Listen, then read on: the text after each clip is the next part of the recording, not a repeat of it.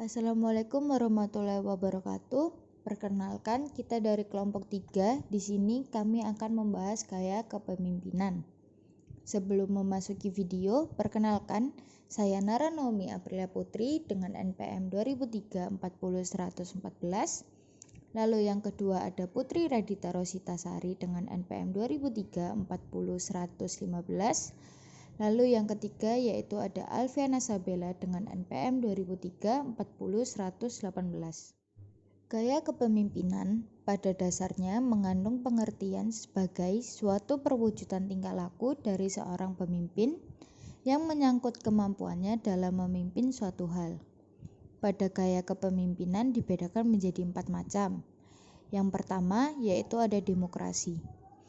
Gaya kepemimpinan demokrasi adalah kemampuan yang mempengaruhi orang lain agar mau bekerja sama dalam mencapai tujuan yang telah ditetapkan, dengan cara menentukan berbagai kegiatan yang akan dilakukan secara bersama antara pimpinan dan bawahan. Berikut untuk contoh video gaya kepemimpinan demokrasi.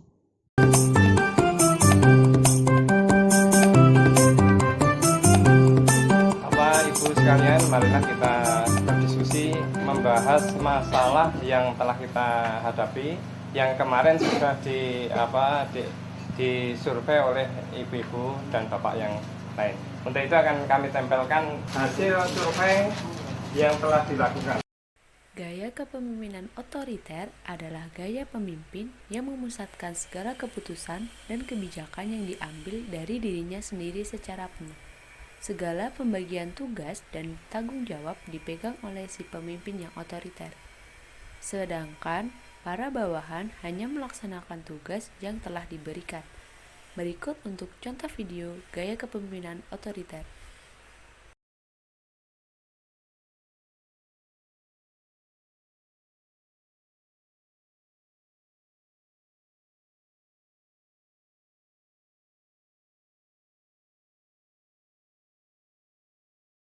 Gaya kepemimpinan partisipatif adalah seorang pemimpin yang mengikutsertakan bawahan dalam pengambilan keputusan.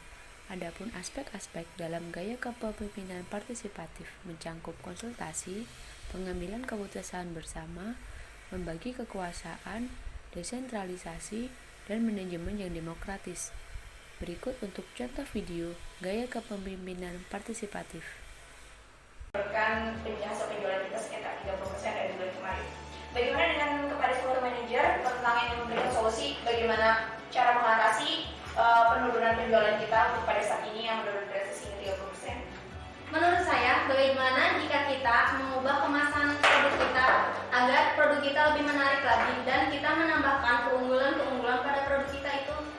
Saya setuju dengan saran dari Ibu Putri karena selama 3 tahun belakangan ini produk kita memiliki kemasan yang kurang menarik menurut saya dan juga kita kurang menonjolkan keunggulan-keunggulan dari produk kita.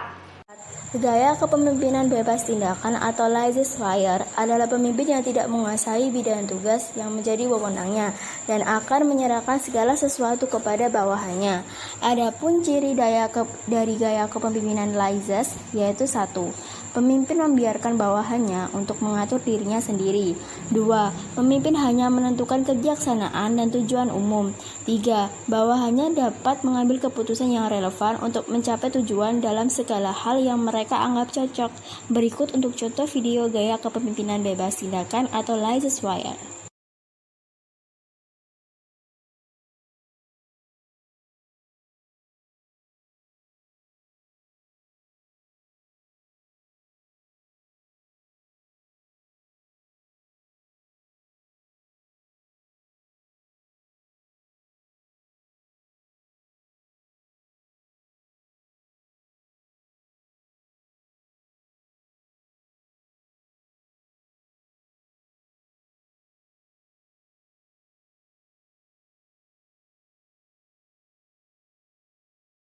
Pada suatu hari di sebuah perusahaan,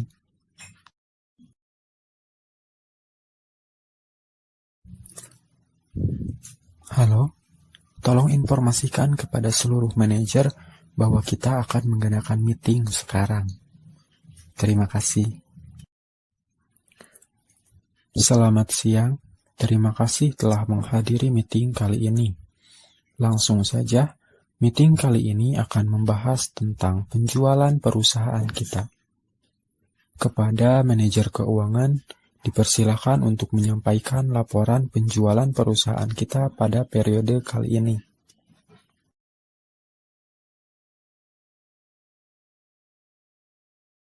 Baik, saya akan memaparkan hasil penjualan perusahaan untuk periode kali ini. Seperti yang terlihat pada grafik, perusahaan kita terus-menerus mengalami penurunan penjualan. Seperti yang telah disampaikan barusan, bahwa perusahaan kita mengalami penurunan penjualan.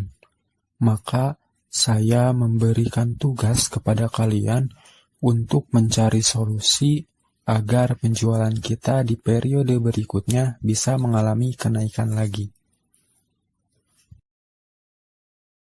Saya melihat penurunan penjualan ini dikarenakan terbatasnya karyawan di perusahaan kita, yang menyebabkan keterbatasan juga dalam jumlah hasil produksi, promosi, dan pemasaran.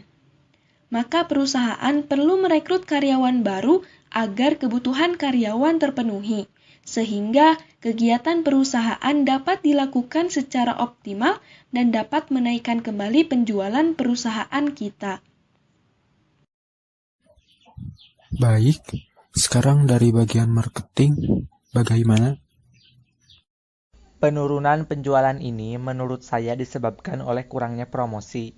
Maka langkah yang tepat adalah melakukan promosi dan iklan lebih banyak lagi, serta memberikan promo yang menarik dan diskon agar masyarakat lebih tertarik terhadap produk dari perusahaan kita, sehingga penjualan dapat naik kembali. Baik, kesimpulan dari meeting kita kali ini yaitu saya menyerahkan kepada tiap-tiap manajer untuk melakukan kebijakan dan mencari solusi agar penjualan kita mengalami kenaikan kembali.